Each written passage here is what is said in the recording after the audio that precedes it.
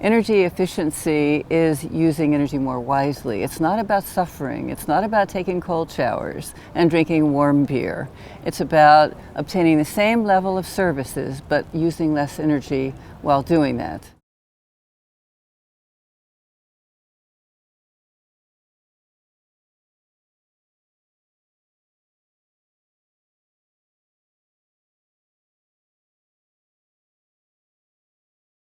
Simply put, energy efficiency is the fastest, cheapest, and cleanest source of energy available to us.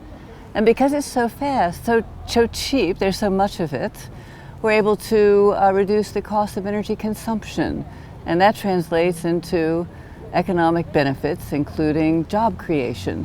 If you remove the most costly energy generators, for instance, from a power system, then energy rates can be reduced, energy bills can be reduced, households have more money to stimulate consumption in the general economy, which traditionally means local jobs, compared to buying power from power plants that are often run from imported sources of fuel, such as natural gas and oil, and removing our dependence on coal. So it's all a win-win solution.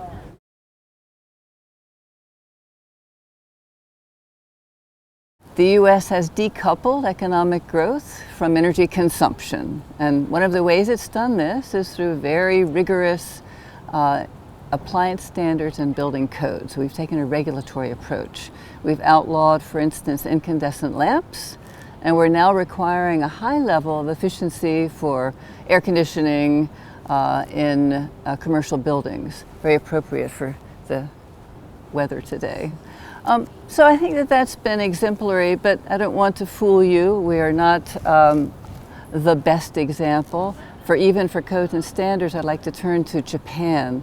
They have the Top Runner program, which is a much more nimble regulatory approach. In the US, we spend years with announcements of pending standards and codes and allowing for public response, which is good, of course, but it means it takes time and delay. The Japanese, on the other hand, when new technologies are introduced into the marketplace, very quickly thereafter they become, if they're more efficient, they require minimum performance.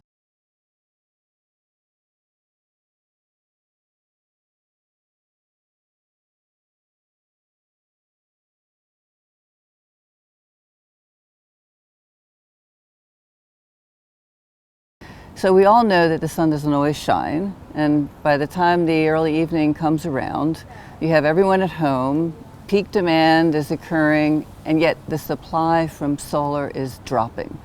So a targeted energy efficiency investment to reduce consumption in the early evening hours is a way to balance the two together. Now sometimes that means, for instance, considering your water heating consumption. Now, a program might try to incentivize the purchase of more efficient water heaters.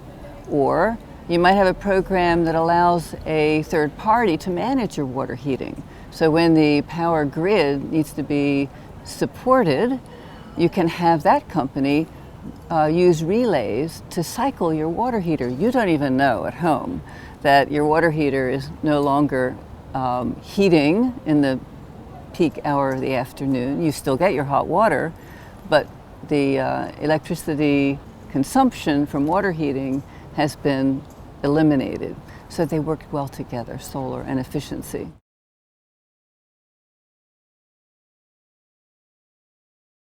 Yeah, that same combination of efficiency and other renewables work well too. So even with wind, for instance, and with geothermal or really any resource that's intermittent, you can use responsive demand to work through those periods when the supply is limited.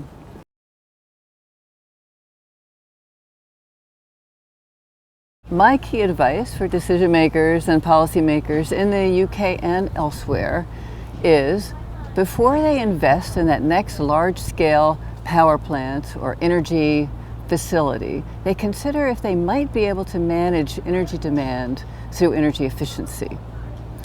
And second, if they do elect to initiate a new energy efficiency program, that they base it on evidence from strong social, economic, behavioral research, which is the kind of research done in the UK universities so well.